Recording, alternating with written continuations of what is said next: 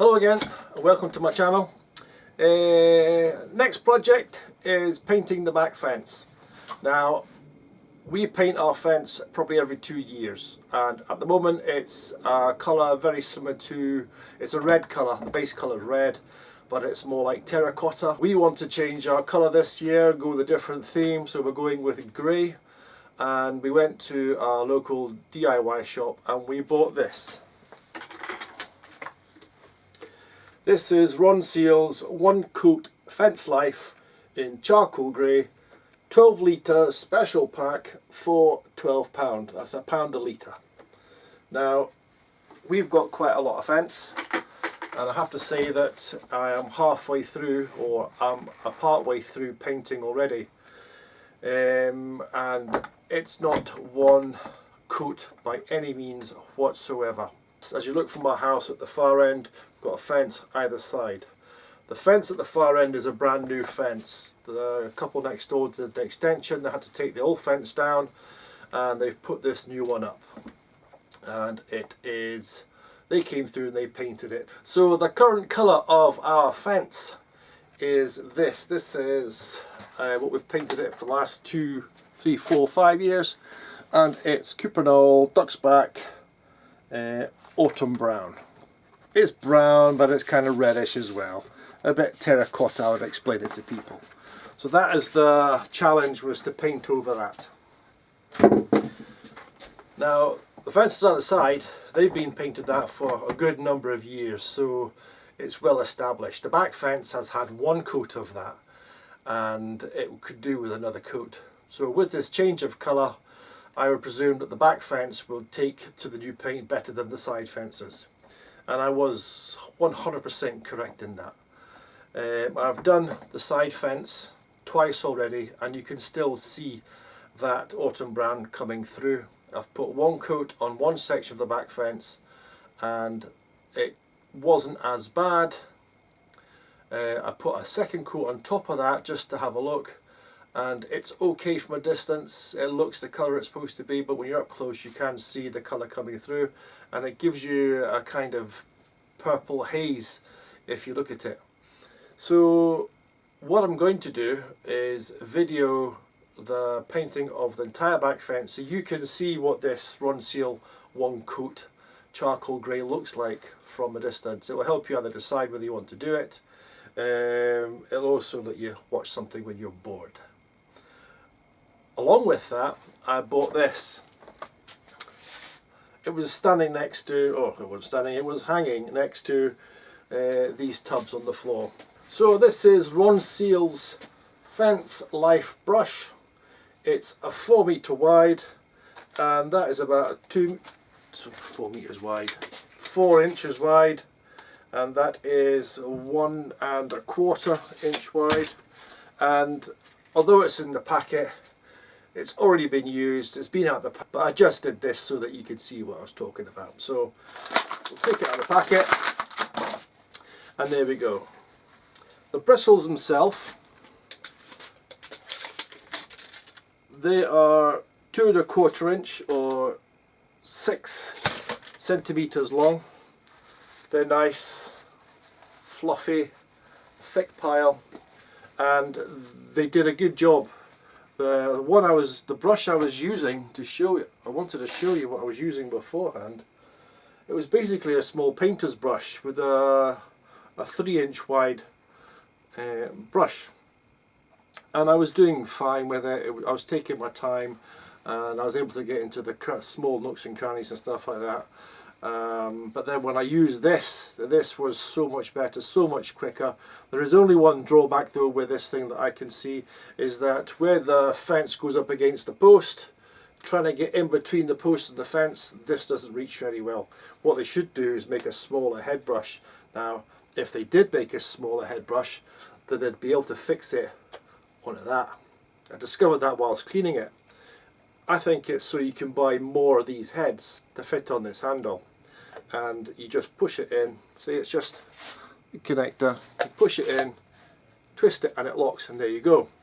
And whilst I was cleaning it, I also noticed this notch here. Now, to the uninitiated, somebody wonder what that's for. Maybe a potential thumb rest. However, it's not. What it does, it allows you to put your brush on the bucket. But unlike other ones, this doesn't want to come off. You can shake it quite hard, so if you tip the tub and it's on. And the reason being is it's got a little step on the bottom, and that hooks underneath. So it can't actually, you can actually hold it like that. Water, you can actually hold it. So it grips on really, really well.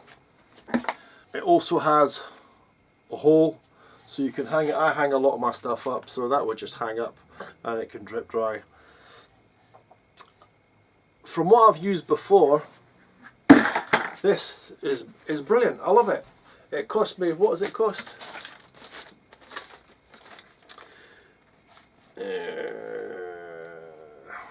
So it cost £8.97, which initially I thought, well, that's a bit dear for a brush, but it was only one on display and I could not be bothered to go and look down the paint aisle for all different kinds of brushes. It was near the tubs. It was Ronseal, so in the UK that's quite a good make, and I thought I would buy it. So that's it. When I do paint the fence, I'll be using this, and you can go at some speed. Now the fence I'm actually painting is a 4-inch wide featherboard, upright, and it's, I think they're 1.82 metre planks of this featherboard, 4 inches wide. So you really just need to up and down this, and you're covering the whole board at once. The bristles hold quite a lot of liquid in it, and what I have found though is that once you're going upside down, it starts to bubble out at the edges here, so you just have to be careful and quickly wipe it off. Other than that, it's pretty handy, pretty good. I would say to others that are doing their fences, buy one of these, buy a proper fence brush. Don't buy a painter's brush for like you're doing, I don't know, windowsills or trim or kick plates or skirting boards. That's the word I'm looking for, skirting boards. This is a proper brush. So when you look at the packaging, it doesn't actually say that they sell a series of different brush heads. You've got to figure it out for yourself why that comes off. I can only think it comes with first you can buy a new brush head rather than a whole new thing as well. So I found the brush. There's the brush I was using. I was quite happy doing that. But when you look at it, it's utter stupidity to compare the two, as in I thought that was a good one. Yeah, no good. So tomorrow's another day off for me, and hopefully we'll get out and we'll start painting. As you can see, charcoal grey. Now to open the lid, you just pull this tab, push it down, and lift off your lid. You can't see it much there, but the consistency is a bit like jelly. It's doesn't need mixed, but I'll mix it anyway because you should always mix paint before you use it, no matter if it says don't. And once it gets lower down, you'll actually see it's like a very thin jelly. It goes on quite thinly, so you have to be liberal with it. Before we start, we mix it. Get the paint nice and mixed.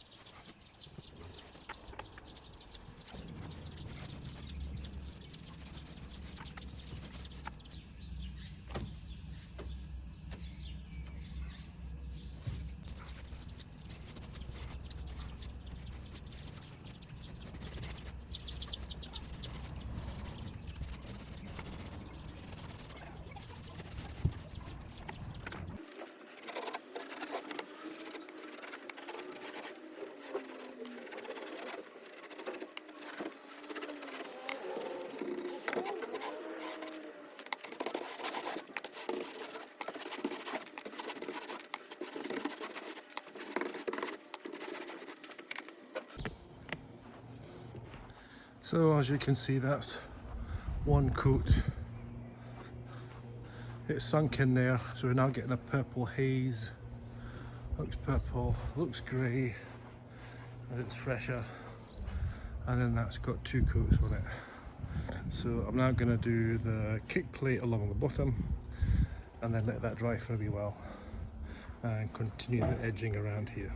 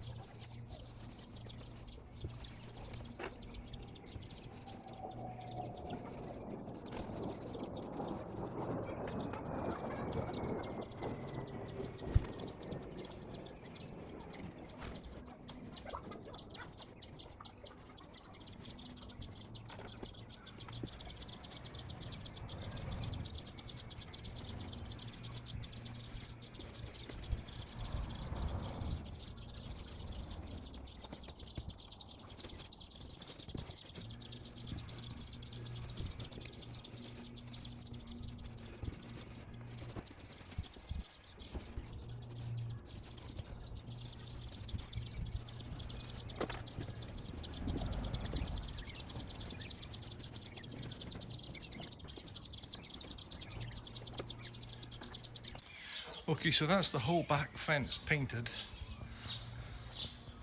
I'm going to have to let that dry for a while. It's got cooler now.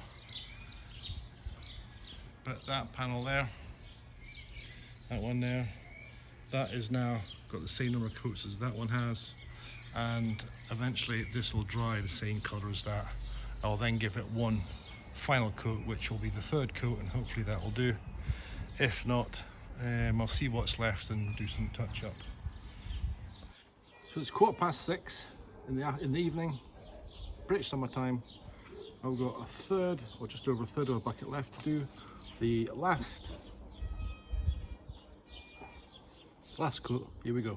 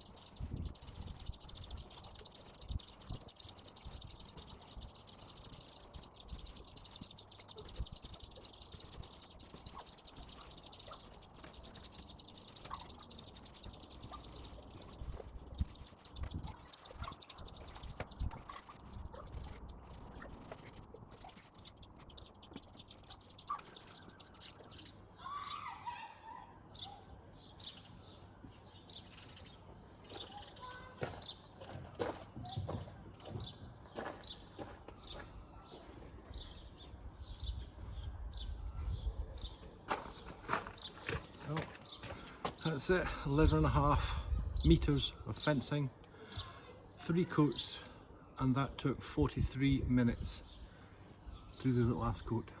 So a quick recap about today. We bought 3 of these tubs eventually.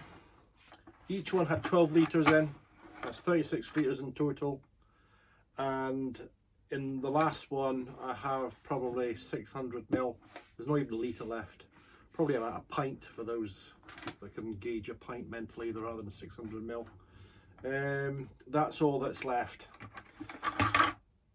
For a tub that says 1 coat fence life, it isn't. Don't believe it is. It never is. These 1 coat does all is just a lot of nonsense. So I've completed the job, and straight away as it's drying, my wife has said I can still see red coming through. So I'm at the end of my tether now. I'm going to let it dry for a couple of weeks, and we're going to have a good look at it. I'm going to let that paint have a good soak, a good dry, and then if it really is glaringly bad, then I'm going to go back into the shop and buy another one of these. One little thing that I found with the second tub, or the second and third tub that I bought, as opposed to the first tub I bought, it's a different colour tub. It's got a grey top, it's got a white top, and I bought this when we bought the first one, and I was really chuffed that the hook on here was amazingly sturdy. You look at that, that's just lying in there, but when you put it onto this tub, it's very flimsy. And that is because if you look at the lip, this lip here is a lot deeper than this lip here.